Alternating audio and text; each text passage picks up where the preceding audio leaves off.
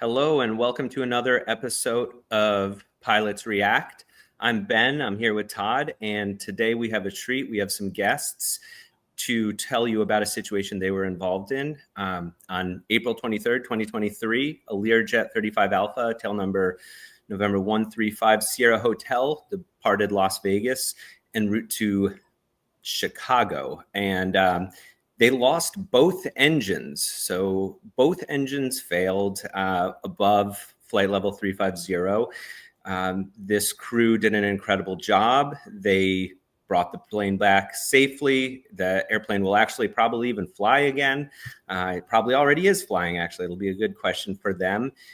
It turns out it was a fuel contamination issue that forced both engines, one to idle, one complete failure.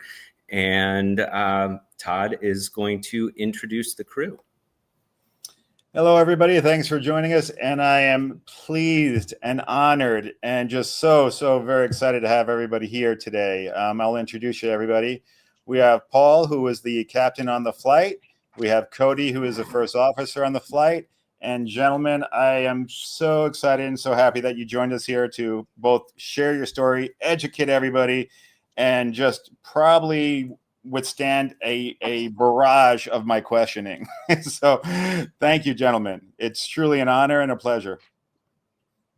Happy to be here. So Paul, you are a very experienced captain. You have over 5,600 hours. Correct me if I'm wrong on any of this. You have over 4,000 hours in type in the Lear 35. So spectacular amount. You also have a background as a sailplane pilot and instructor. And we'll be interested to hear how you think that came into play in the outcome. And then Cody, you have about 2,000 hours and about 200 in airframe. So two very experienced pilots. And Paul, could you perhaps start and run us through the story? Hi, everybody. Apologies for the quick interruption. I used to hate when creators would ask for likes and subs, but now I totally understand why after doing this for a while. On average, it takes about 6 hours of work to do a 15-minute video. And the one you're about to watch took an insane amount of time, so I totally understand why now. We're aviation enthusiasts. That keeps us motivated, but we really could use some support, some help to keep us going, keep us focused. So if you give us a like, a comment, a subscription, or even go to Patreon, buy us beer, that'd be even cooler. Anything to keep us going in the right direction would be absolutely appreciated. Thank you very much. And now on to the dual engine failure event. Very cool event. Enjoy. We were in Las Vegas, and we had arrived the night before. We did not have any tasking for that day, and it was about 3 o'clock in the afternoon. I was sitting in the FBO, kind of homeless, since we had to check out of our hotels. I kept bugging our logistics folks, like, okay, get us a hotel room. This is getting old. And they were about to, and they said, "Oh, hold on, we may have something." They called me a few minutes later and said one of our other airplanes that was at Midway, Chicago, had picked up a patient. They were taxiing out, and they had gone down because the co-pilot's attitude reference had tumbled. So they wanted us to, as quickly as possible, get fueled, fly to Chicago, pick up the patient who was a transplant patient, and move him on to where he was going. So I called the rest of the crew, Cody and one of the nurses. The nurse were out gambling. They're out losing their money in the casinos, and I was just sitting there. winning. So I got them back, and while they were on the way back, I got the FBO to. They had to move the aircraft, tow it a long way because in Las Vegas is very crowded, and the FBOs can't keep all the airplanes that are there right at their FBO. So they towed it back. I told them I needed full fuel positive with PRIS, which is an anti-ice additive that's required for airplanes that do not have fuel heaters. And most airplanes, other jets, will use it periodically to prevent biocide growth in their tanks. So I went out there when they got it back. I was monitoring the fueling. Everything looked like it was going fine. I needed the airplane filled up all the way because it was about a 2.5 hour flight. plan. Great tailwind that day. And then everybody showed up. We loaded up and launched. Okay. Wow. So that's interesting so far. Can you give me a breakdown, Paul, just for the layman in the audience that might not know the difference between a pilot flying and a non-pilot flying, and how those roles interchange? Sure. And crewed aircraft, we have two required crew, and a Learjet requires two pilots. You focus a lot in your training on working together as a team. So you have the pilot who is actually at the controls, the pilot flying, and the pilot non-flying. The pilot flying is not necessarily the pilot in command. For instance, Cody had only been with the company since February of that year, and I think it was about his sixth or seventh rotation. Most of his Okay. rotations were actually with me. I did his initial flight, his first flight in a jet, where he was flying the jet um, in February, and we stayed together for a while. Then I had to train a captain that we had hired. That was two rotations worth, and then it was back to Cody. And so that day was his turn. At his point in his experience level, he would fly the legs we did not have patience, the Part 91 FAA Part 91 legs. So he's in the right seat, flying the aircraft. I'm in the left seat. I'm the pilot in command, but I'm not the pilot. I'm the pilot not flying. He is the pilot flying. Okay. And at this stage, you've already trained with him. You've trained him, and you're very comfortable with his abilities, obviously. Yes. Has he been at that point, has he been in a simulator before?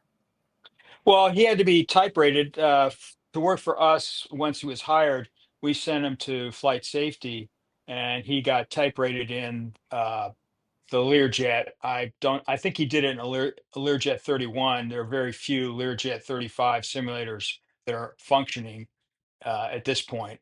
And then they do some classroom cross training to, make that work. Thank you, Paul, and thank you for explaining that. And the reason I asked that generally is because we're about to see that Cody was able to fly an airplane under extreme conditions with no engines, mind you, without being trained that way in a simulator. And that speaks volumes about his ability to just pilot an aircraft. I mean, I just a little segue. I don't recall, I don't know if you do as well, Paul, but I don't recall ever being taught in 135 charter or in corporate how to handle a dual engine failure to the ground. I've been taught that in 121 during PTs. But Well, it it's an incredibly rare occurrence, and simulator time and training are limited, so you don't get that as part of the syllabus. When I went through and got my initial type rating many years ago, the instructor knew I was a glider instructor, and so I guess out of his curiosity, as you probably remember, you're doing multiple events in the simulator, event after event, and they just run together, and you think you're done, and they always go, no, you got one more. So he goes, okay, take off, normal takeoff. It was VFR, like, okay, what's he going to do? So uh, what he did to me was, I think we were passing through 1,500 feet after the takeoff. It cleaned up, got in the gear and flaps up, and all of a sudden the engines quit. And he leans forward and says, "Don't bother trying to get him back." Uh, wow, cool. I love and those. yeah, then I went into my glider instructor mode, and rolled into a 45-degree bank, and uh, started to turn back towards the runway. Let the airplanes, start to slow the airplane down a little bit, and then got pointed at the runway. Go, oh, I'm high, and then started deploying flaps and gear to make the landing. So that was my first exposure, and I thought, well, that was an interesting event. Hope that never happens in real life. And Um, lo and behold, yeah. Well, it, unfortunately for us, our event occurred at 35,000 feet. So it wasn't an instantaneous reaction. So there's a little bit of time to think about it, a little bit of time to analyze, a couple minutes before I took the airplane, I told Cody, okay, here's what we're going to do. And then executed that. So it didn't have to be that instantaneous reaction. We did have a little bit of time to play with. Yeah, I'm very curious about that as well, because at a higher altitude, obviously the air is a lot thinner, so your control force, your control inputs will be a little bit different. So I'm really curious about how the airplane handled at altitude with no engines, and reducing speed as well. But I guess we'll get into this. It looks like we might be having a couple of difficulties with Cody's Wi-Fi connection. Unfortunately, I really wanted to get him. He's dropping in and out, but I wanted to get him back on. Hopefully, it jump back in. But so, Paul, do you mind going through the day's events, how it started after takeoff, and getting up to altitude, and what you both perceived to have happened at that point? Sure. We took off, normal takeoff, climbed out to 35,000 feet. We were positionally, we were about 50 miles to the east of Page, Arizona, which is where Lake Powell is, and it's the top of the Grand Canyon. So we were starting to get over a little bit over the mountains, the western, the Rockies, and one of the engines, the left engine, I believe, ITT, its temperature started fluctuating very rapidly, Okay, and can just you hold on, fluttering. Paul? Can you Sure. hold on 1 second? I want to show the audience something. Now, if you look at the gauge in the middle, ITT, that's the one that's fluttering.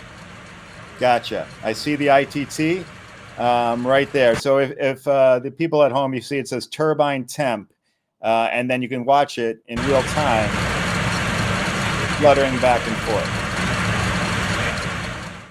I saw this. It didn't cause me really any concern. You have to remember the Learjet is 50 plus years old, Yeah. 55. Lear 35 and Lear 20 series a few years before that. Just the biggest change really was the engines changed. They went from a turbojet to a turbofan, and Okay. then the airplane got a little bigger. Okay. I mean, in terms of size, but same wing, just a bigger fuselage. So I mentioned to Cody, I said, hey, we don't need to worry about it. This is either a gauge issue or it's a sender issue from the unit that's on the engine that sends the signal, an analog signal. Again, remember, this is an analog airplane to the instrument. And I said, well, Wouldn't I be uncommon. videoed it so I could show it to maintenance and say, hey, here's what was happening, and help them troubleshoot it when we gave the airplane back to them. I'm gonna also add this to the. I want to show the people at home as well a different view, just because that video is a little bit hard to see. So this right here is a picture of the instruments that you would see on the Lear 35.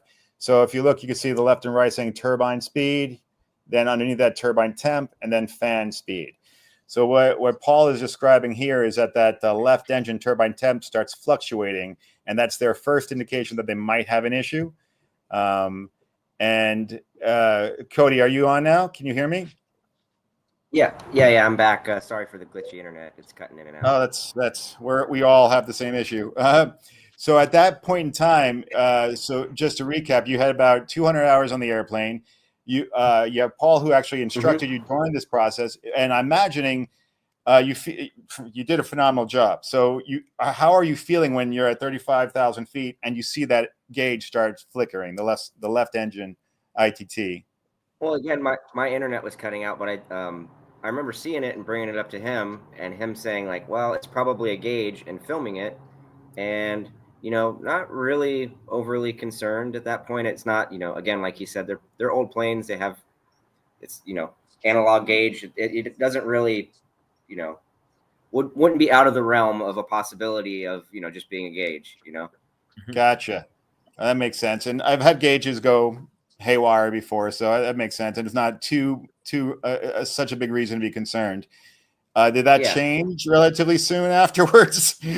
Well, yeah, and honestly, once the left engine, or I'm sorry, the engine rolled back, I was pretty excited. I don't know about Paul, because like I'm with Paul, and you train for this, so it's like, oh, like you kind of, I don't want to say like excited, but honestly, like you're like, oh, I get to do a single engine approach. This is kind of cool. Like this is Oh my. something, it was kind of like, oh wow, we get to practice stuff we use, you know. Even that flight level 350, that went through your mind. It's like, okay, this is cool. I mean, it's a pilot thing. It is. Yeah. Well, I mean, you do all this training, and you're like, oh, I'm never going to use this, and then all of a sudden, it's like, oh, hang on, wait, no, we're going to do a single engine approach.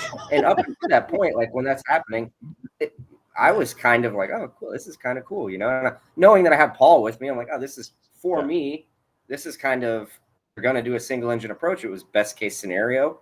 You know, we're up high, with plenty of time. Like, okay, and So how did the airplane react at that point in time? You still have autopilot on. The wings are still level. Everything's working well. It's not too shaky, correct? Oh, it was fine. You know, I mean, as it was shutting down, it was like, you know, shutting down an old truck or something. It was kind of pulsing a little bit, but once it rolled back, you know, it flew. Obviously, you're not going to stay at that altitude. Paul called in, and we started turning towards Vegas. So, and you're losing altitude at that point. Yeah, I think the thing to remember is the initial one ITT going stupid, I didn't consider an issue. When the other one started to act funny, that's when I thought, okay, enough of this. And I told Center we wanted to go back to Las Vegas. We were having an engine issue. And it took them maybe 2 minutes because I hadn't declared emergency at that point, just because it wasn't enough in my mind. And Center was great. They turned us around.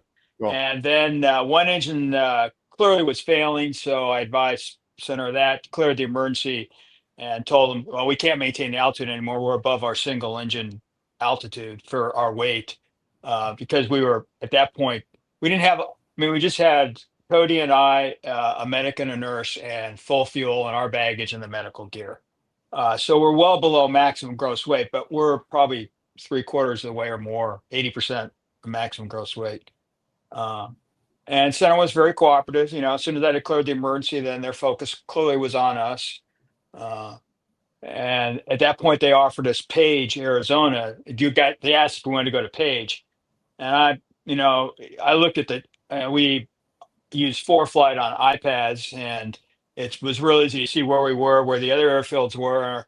And I go, no, we can get back single engine, nice, easy descent, single engine, and we can go right back to Las Vegas. And as Cody said, you get trained single engine approaches. I've done a lot of them in the airplane in training, because when I initially started flying Learjet, we didn't go to the sim. We did all of our training in the airplane, including V1 cuts and single engine approaches. So to me, it really wasn't a big deal. Plus, when I first started flying the Lear, we also flew with stores underneath the wing of their military missions. So we were used to doing, although it wasn't single engine, you're doing a flaps 20 approach instead of flaps 40. You're doing it much faster. It was normal for me. That part didn't concern me. And like Cody said, hey, you can fly it, take it all the way back to Las Vegas. We'll land there. It's no big deal. And, we'll get airlined home, and somebody will come and fix the airplane. So Cody was flying. He was doing a great job. The airplane, I got a little directive and said, okay, here's what you're going to do. Slow down, turn, fly this airspeed. And then I got out the QRH and I started going through the engine abnormals. Okay, let me interrupt you for a second, Paul. For the people out there who aren't really pilots, a QRH is a quick reference handbook. And what it does is it gives pilots a very easy way to start troubleshooting their emergencies and their abnormal procedures. Just to give them some idea about what you're referencing. The book that we keep in the cockpit, we grab it, and it starts our decision-making process. So, sorry, Go ahead, Paul. So I found that the thing was very confusing, because the one engine had gone to a sub-idle condition, meaning that at altitude, your N1, your fan speed, the primary thing we are focused on, would normally not get below about 62 to 65%. And it was down at 28% or so. Jeez. And well, this is really weird. But there were no caution warning lights. We did not see a generator fail. We did not see a low hydraulic pressure. We did not see low oil pressure. or low fuel pressure. There wasn't a Yeah, not single. one light. Yeah, No, there and were no lights on. do you guys have a fuel filter bypass or a filter light there at all? There is some airplanes have the fuel filter light. Well, maybe all of them do. And it's a bypass. Once that activates, then fuel bypasses the fuel filter. But we didn't have Okay, a fuel filter light. So I'm gotcha. like, what the hell is going on with this engine? And I'm thinking, well, maybe they didn't put any anti-ice in it and it's icing up. And therefore, that's the engine problem. But I really wasn't sure. So I was like, okay, well, just keep on going. And Cody was doing a great job. The center gave us direct back to Las Vegas, gave us a descent, and then Okay. the other engine started to misbehave. And you may have that video where you'll actually see Cody's hand point Yeah. at the N1, going like, okay, now we have a serious problem. And that at that point, I told Center, okay, we're done. We want to go to Page now. And I rejected Page earlier because I knew single engine we could get to Las Vegas without any issues. And then the other problem was Page. I wasn't familiar with it. It's a relatively short runway for our airplane at that altitude, and we were also very heavy. We were over max landing weight by probably uh, 1,500, 2,000 pounds, probably close to 2,000 pounds. Uh, that's when I stopped. When Cody pointed at it, that's when I stopped recording and said, okay, enough of this stuff for maintenance. We now have a very serious issue. Um, Once again, center was great. I kept going through trying to look at any procedures. I actually went through the index of procedures to see if, okay, is there one that's a little off, sounds something different, but might be more appropriate. Couldn't find anything. And then, as I remember it, of course, as Cody said, details get a little fuzzy even when you reread everything you wrote about it. The second engine started to really act up significantly, and the first engine was already at sub idle. Yeah, not a good day. Yeah. So at that point, I think we're right at 30,000 feet, and I briefed Cody and I said, okay, what I want you to do is, and 30,000 feet was, I looked at the diagram already. That's where that's the top of the in-flight start envelope. So I said, okay, Cody, I'm going to take the airplane. I want you to go through the procedure and try and start the engine that had apparently appeared to have shut down. And so I took the controls and kept the radio so Cody could focus on the checklist Wow. and I could focus on flying and whatever communications were required. There weren't a lot, we weren't talking that much to center. They weren't bugging us. We had to give them the required how many souls on board, that type So of thing, and how can I much fuel interrupt on for board. Paul? Let me interrupt for 1 second. I'm just curious. Obviously, you have a lot of time in this aircraft. You're extremely comfortable, from what I'm hearing, in the airplane. And I'm guessing that you already know numbers in your head for best glide or core lock issues or anything like that that might just happen, because we generally, as pilots, are not trained for dual engine flameouts gliding down to the ground. Right. I mean, at Yeah, altitude. and look, there's actually a procedure for a dual engine failure in the back of the QRH. But I searched for days after going and analyzing this accident for exactly a dual engine failure.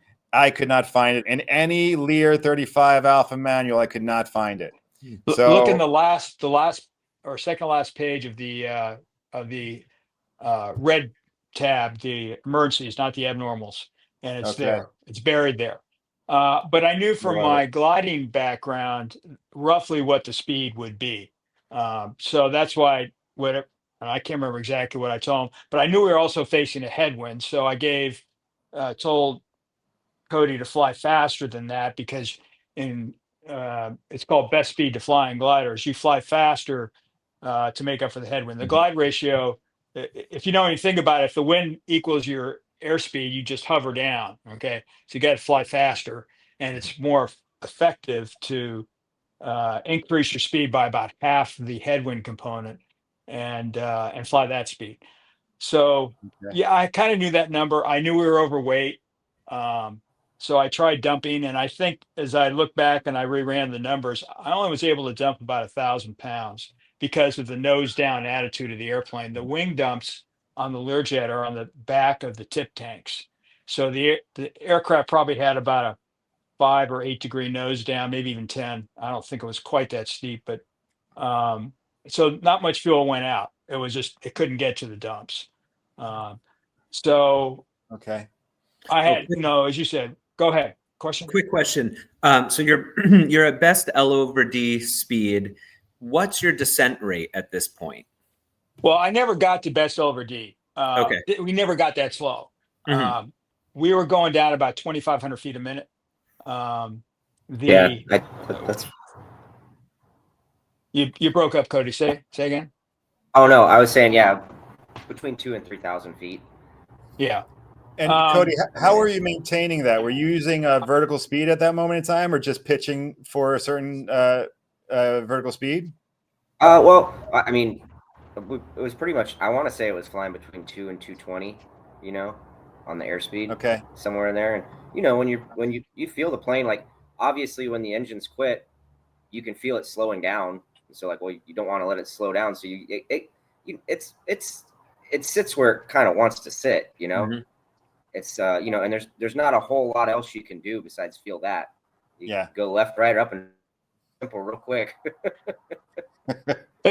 As I remember, because we had to, slow down and we were going to descend, Cody disconnected the autopilot because the autopilot in the Lear 35 is old, not very capable. You don't dial into speed or Gotcha. vertical I descent. think garbage would be the right word. Yeah.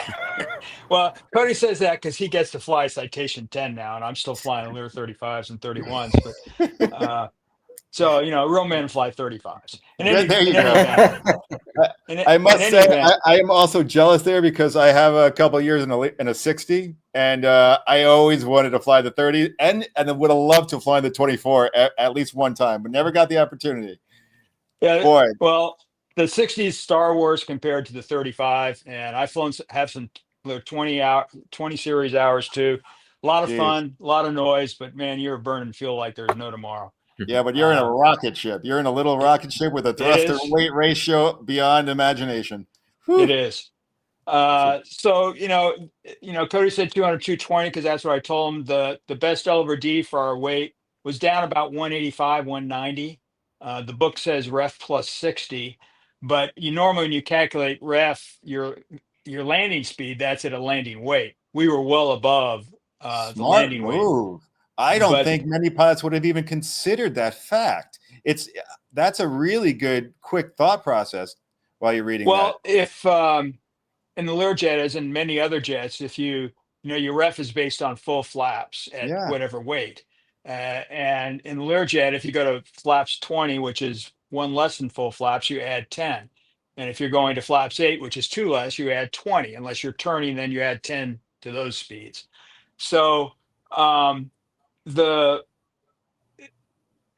me, it was the max ref at max landing weight is 129. That's with full flaps. So if you added 30 to that, that's basically 170. And I knew we were heavier, so I added a little bit more. I didn't get the exact weight that's in the exact speed that's in the QRH because I didn't know that page was there. I don't think it is it? Because you're outside the book now. You're a heavy landing weight aircraft. Well, there's no chart to look at the ref. That's what I'm saying. So it's a little bit of guesswork, but informed guesswork. You're not just pulling a number out. You've got a good guide. So Cody was flying the speed and it was working out fine. I knew I did the quick math. Okay, I know what how far we have to go. We look at a chart and go. Page was our only choice. There was really no other place to go. That any other place was shorter, and we had the altitude to get there. We could have gone 70 miles. Page was 50 when we did the turn, but we hadn't lost both motors quite yet.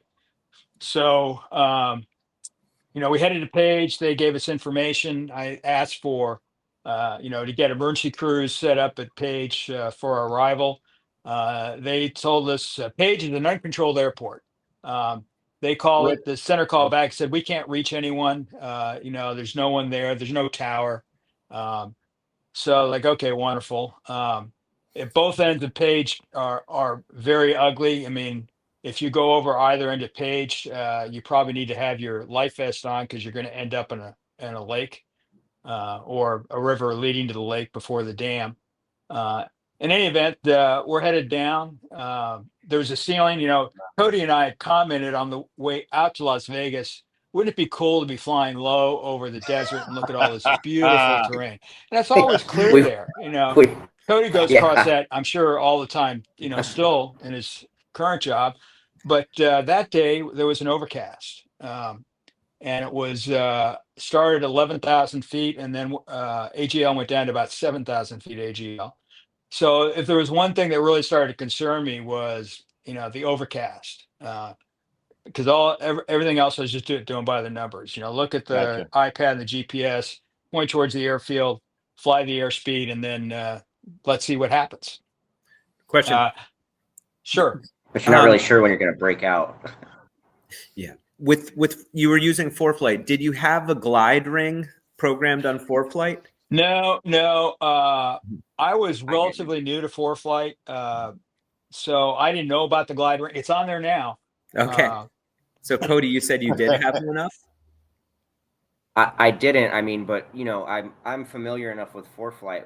We were already talking about it, and I had already hit nearest airport when they had said that. They talked about Page, and there was another military base that they were considering.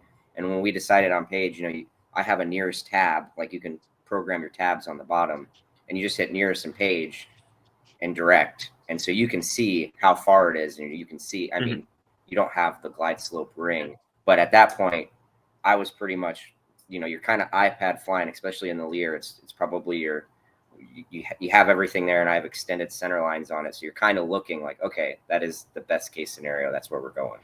Did you have what we commonly call a pucker factor going on? Oh yeah, well yeah, especially once I think once it got over the airport and we were circling down, and I handed it back off to Paul. It was like, oh man, this is real, huh? Like this is happening. Like at that point, once you get a visual on the ground in the airport, you're like, okay, hang on, we gotta make this work. and now I have a question. At that point, I think Paul took over. Oh yeah, go ahead. No, please go ahead. Oh, Paul had taken over the plane, and okay, yeah, it's cutting in and out on my internet. I apologize. But Paul had taken over the plane, and I remember just a funny little story, like, oh, I haven't turned back to the guys in the back. Like we got two medics, or a medic and a nurse in the back, and they have a ton of flight hours. And so Paul's flying, and I go, hey guys, we're not going to Chicago, and he's like, no shit. So kind of funny. He's like, cool. I just thought that part was funny. Well, yes, it is. A couple things. We when one engine failed, we obviously got very asymmetrical and had to trim the rotor out. And then when the other engine failed, then you had to trim it back. So we were dealing with all those typical things that you see when you have engine failure in multi-engine airplanes. Trimming the airplane out, keeping it flying, straight as you can have. Yeah. And then when Cody talked about the medics in back, they became aware of, like he said, they have a lot of flight hours, and when they see me flipping through the QRH back and forth, like, okay, this is not normal. The pilots don't normally start frantically going through the book. And at one point I set it on the center console, and it fell down, and I'm reaching around, and I can't find it. And the paramedic comes forward and just picks it up and hands it to me. Didn't say a word, and went back. He goes, nice. Yeah, they're busy. Yep. Just hand them a book and let them keep on working. Did you have any time during this process from flight level 350 to roughly 12,000 where things calmed down for a second? Like you can sit there and talk and chat and things were under control. Checklist were already ran. Did you have any? I mean, we were talking the whole time. Like, me and Paul at that point had most of my time in the plane in a Lear was probably with Paul at that point, because he was the one that trained me in it. So we had a good, rapport already. We had flown a bunch. So, we had done a bunch of flying together. So, we were comfortable with each other. And so like I worked well off his commands, and he kind of knew what to expect from me. I wasn't going to do anything that he wasn't ready for either. So like talking about it when we changed off the plane good. And I remember once I handed it back off to him and he's doing the landing, and he was really good about like, hey, do you think I should turn base here? I was like, absolutely. And he goes, I agree. And, we were talking about that the whole time. So he's like, I think I should turn final. And I was like, I agree. It looks like we're going to make it, and he was very good at like broadcasting what he was doing. And so we were, agreeing along it the whole way, which I thought made it a lot better. We were both on page of what was going to happen. Great CRM. Yeah. Guys, 1 second. I want to show the audience just something, because I want to bring in attention to what generally pilots do and how complex this was. So not only have you figured out one engine is an issue, then you have to do an engine, restart if you can. And then you have to go to another checklist that says, okay, let me see if I can windmill start it. Then you have to look at spaghetti checklists. Then you have to run numbers for everything you're doing. I don't think the general public is aware how much work goes into checklists and QRHs and what we have to do in an event of an emergency. So to me, you guys did a phenomenal job going through all of this at altitude, gliding down with no engines and communicating back and forth, making decisions. It sounds to me like an amazing job. Phenomenal. Absolutely phenomenal. Well, yeah, thank you. I mean, a little bit of luck. Yeah. And well, Okay. the luck is having your instructor who you've trained in this airplane with, and having an instructor who's also a glider pilot and a glider instructor. Things worked out very well in the luck department for you guys before you guys had to do such an amazing job. So